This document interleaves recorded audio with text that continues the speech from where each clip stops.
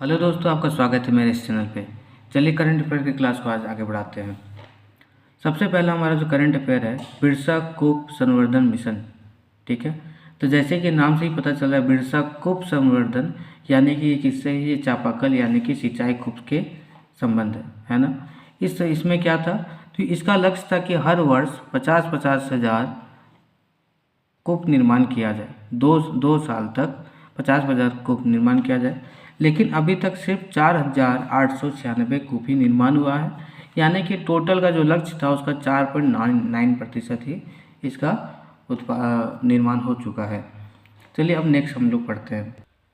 हमारा अगला current affair है, अटका मानसून अब 20 जून तक झारखंड में एंट्री की उम्मीद।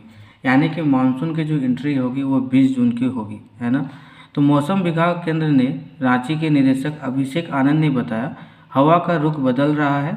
16 जून तक बंगाल की खाड़ी में सिस्टम बनाने की संभावना है। सिस्टम बनाने के कहने का मतलब कि बारिश कब होता है, जैसे कि ये इंडिया है ना, और जब गर्मी यहाँ पे पड़ता है, गर्मी यहाँ पे जब सूर्य क्या हो गया, अभी जून का महीना है, तो जून का महीना में सूर्य का जो सीधा ताप लगभग यहाँ पे पड़ रहा होगा। तो जब गर्मी यहाँ पे पड़ता है तो यहाँ से जो गर्म हवाएं हैं ऊपर की ओर उठती है ना, ऊपर की ओर उठती है, और नीचे की जो हवा होती है खाली हो जाती है। इसलिए जो समुद्र से समुद्र की जो ठंडी हवा है, इस गर्म हवा की संतुलित करने के लिए यहाँ पहुँचती है, और साथ में क्या करते हैं, वर्षा की बूंदों को भी लेके आती है और बारिश कराती है। इसे ही हम मानसून की वर्षा कहते हैं। ठीक है, इसमें भी बहुत सारे प्रभाव देखे जाते हैं, अल नीनो नालिनो, वो बहुत विस्तृत टॉपिक है।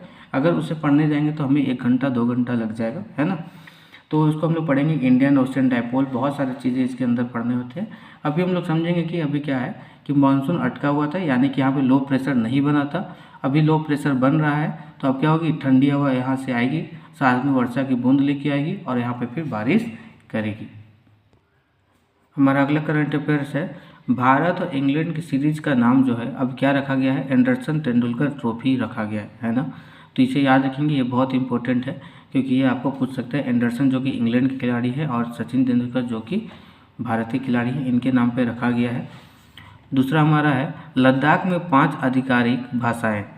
केंद्र ने अंग्रेजी, हिंदी, उर्दू, भोटी और पुर्गी को लद्दाख की आधिकारिक भाषा के रूप में अधिसूचित किया है। वही सभी आधिकारिक उद्देश्यों के लिए अंग्रेजी का उपयोग किया जाएगा, है ना। तो यहाँ पे आपको कैसा क्वेश्चन पूछ सकता है कि भोटी और पुर्गी, जैसे हिंदी, अंग्रेजी, उर्दू तो हम सब जानते हैं कि सब जगह होती है, लेकिन भोटी और पुर्गी कहाँ की भाषा है, तो लद्दाख की भाषा है। ये हमें याद रखेंगे। 5 आधिकारिक भाषा को मान्यता दी गई है। हमारा अगला क्वेश्चन है, आरबीआई के फ्लिपकार्ट को एनबीएफसी लाइसेंस दिया।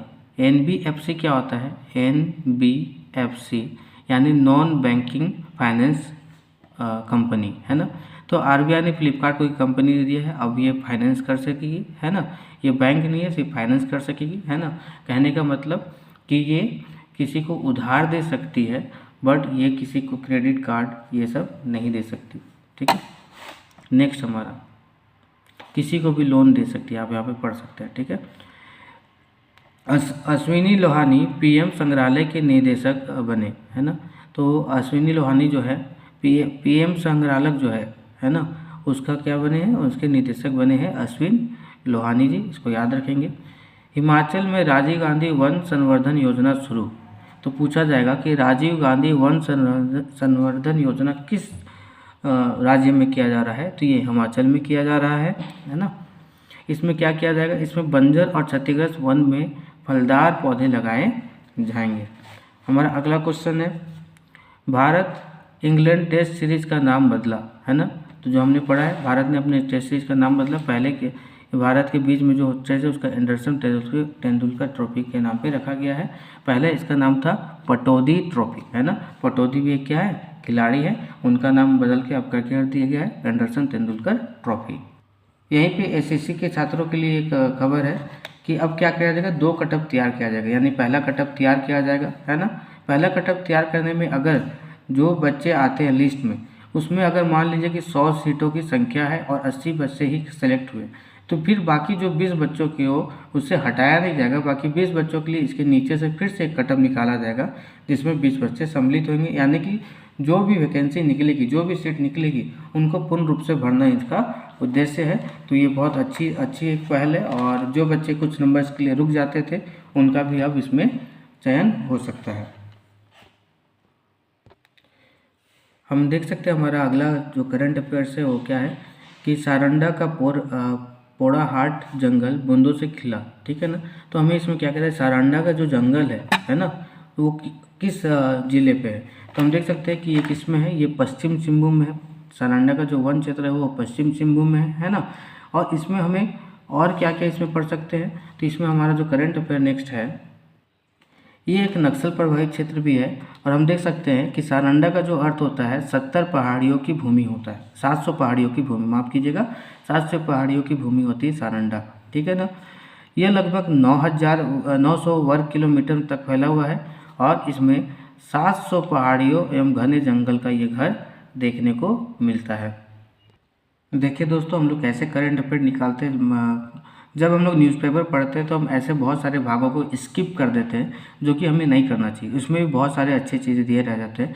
यहाँ पे आपको दिखा देता हूँ। यहाँ पे one day cricket world test championship के बारे में बताया गया है ना। मैं इसको अभी कवर नहीं करूँगा, ये बहुत लंबा टॉपिक है।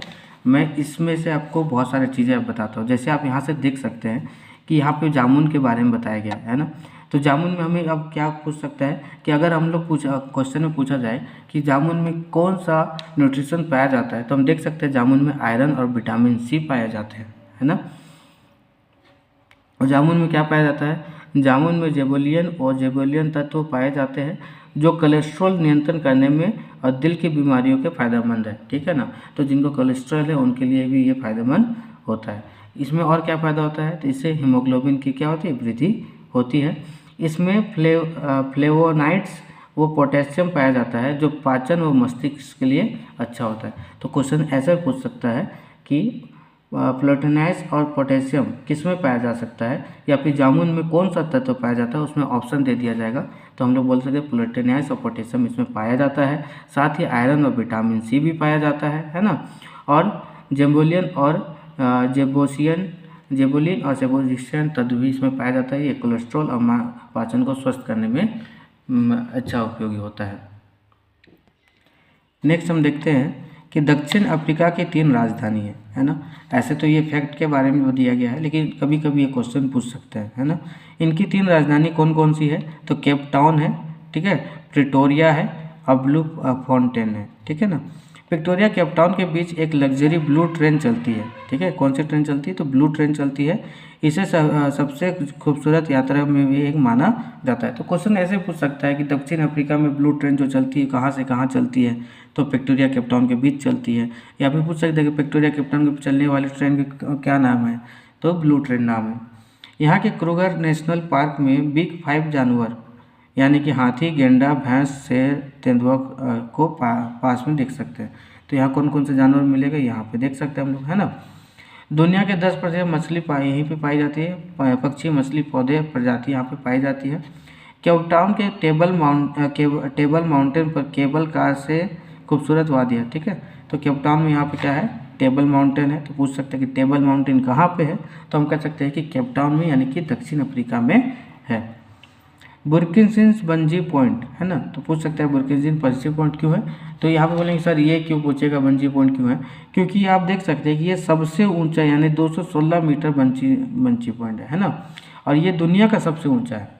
जो बुरकिनसिंस बंजी है दुनिया का सबसे ऊंचा है, जो कि दक्षिण अफ्रीका में है। केप टाउन में शार्क के साथ डाइविंग भी लगा सकते हैं, है ना। तो शार्क के साथ डाइविंग भी यहाँ पे हम लोग लगा सकते हैं। तो आप देख सकते हैं कि कैसे छोटे छोटे जगह पे कितने सारे इन्फॉर्मेशन दिए जाते हैं, जो हम दिनचर्या के माध्यम में अगर न्यूज़पेपर पढ़ते भी होंगे तो बहुत को इसको स्किप कर देते हैं। इसलिए यह चैनल मेरा आपके लिए बहुत इंपॉर्टेंट है। अब इस चैनल को देखें, इसमें मैं एक एक पॉइंट अगर जो न्यूज़पेपर में दिया हूँ मैं निकाल के आपको बताऊँगा।